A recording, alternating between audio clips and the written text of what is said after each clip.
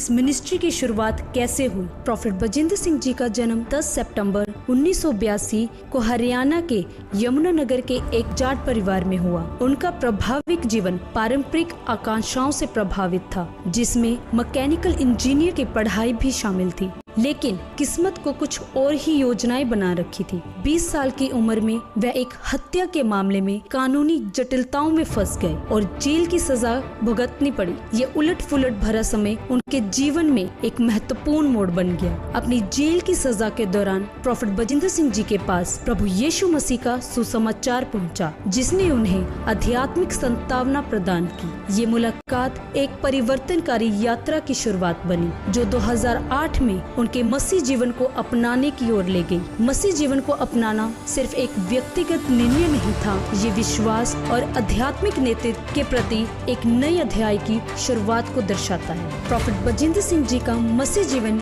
परिवर्तन एक गहरे आध्यात्मिक अनुभव से भरा था। उन्होंने शुरुआती संघर्षों के बावजूद अपने नए विश्वास को अपनाया और मसीह समुदाय में अपनी जगह बनाई। उनका दृढ़ संकल्प उनकी भविष्य की मिनिस्ट्री की नींव बना। 2012 में प्रॉफेट बजिंदर सिंह जी ने अपने समुदाय में रविवार की प्रार्थना बैठकों की शुरुआत की, जो जल्द ही लोकप्रिय हो गई। इन बैठकों ने लोगों को आध्यात्मिक मार्गदर्शन और उपचार के लिए आकर्षित किया, जिससे उनकी लोगों से जुड़ने की क्षमता साबित हुई। 2015 तक उन्होंने चंडीगढ़ में the church of glory and wisdom की निर्वित संभाली। उन्होंने उनके नेतृत्व में चर्च तेजी से बढ़ा और लाखों सदस्यों के साथ एक प्रमुख मिनिस्ट्री बन गई। उनकी सहानुभूतिपूर्ण और दूरदर्शी शैली ने इस विस्तार में अहम भूमिका निभाई। स्थानीय प्रार्थना बैठकों से बड़े मंत्रालय तक की यात्रा में प्रॉफेट बजिंदर सिंह जी ने कई चुनौतियों का सामना किया,